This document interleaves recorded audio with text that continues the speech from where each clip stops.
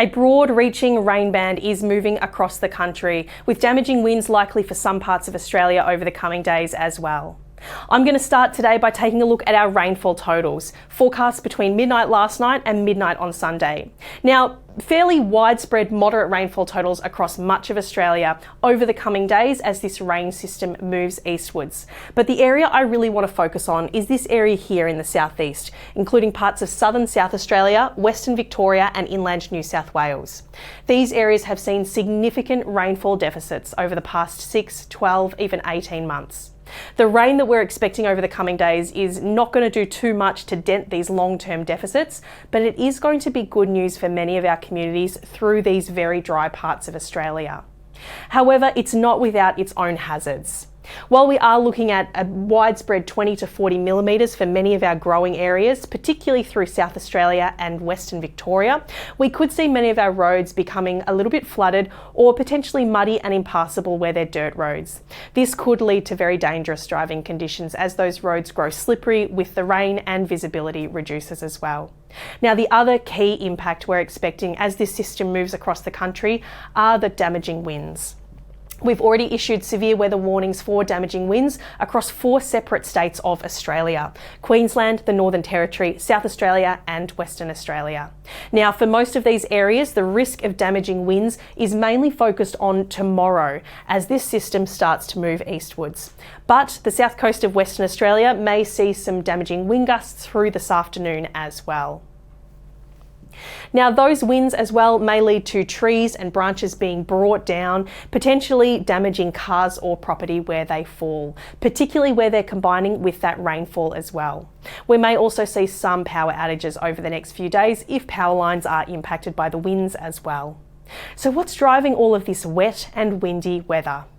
The answer to that is a cold front. It crossed the west coast yesterday, bringing some fairly significant thunderstorms to the Perth area, and it's now moving across those inland parts of Western Australia, directing a broad rain band across much of WA.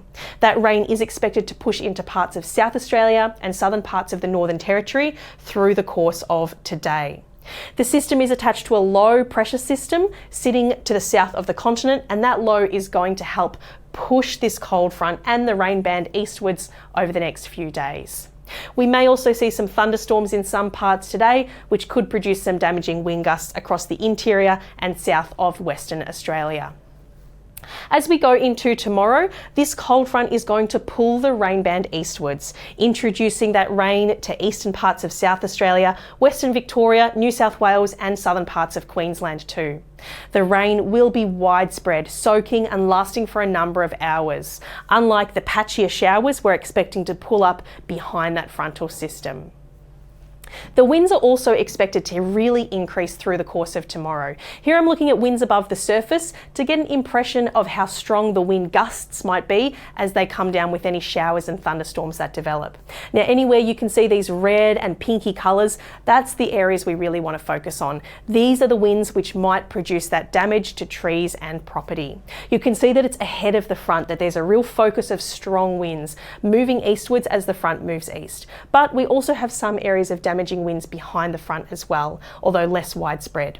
That band of strong winds shifts into the eastern states late Friday into Saturday as the front pushes eastwards, and we see those strong winds moving across the east coast through the course of Saturday before the system gradually starts to move offshore and the winds start to ease. That means these wind warnings that we're seeing at the moment, really flagging that wind risk for Friday, they may extend eastwards over the next 24 to 48 hours. That cold front is pushing the strong winds east, and so our warnings will reflect this risk as well. It is essential to stay on top of all the warning updates at this time. As we go into Saturday, the cold front is going to gradually move off the east coast, taking this main rain band with it. We are likely to see an easing in that soaking widespread rain across the mainland, but we will still be left with very scattered showers. Cooler air in the wake of the system as well, with some snow possible about those southeast alpine areas. Now, Friday and Saturday are definitely looking likely to be the wettest days as this system moves across the country. It is essential to stay on top of all of our forecasts and warnings at this time, which you can do through the Bureau's website, the BOM Weather app, and via our social media. Stay safe and we'll catch you next time.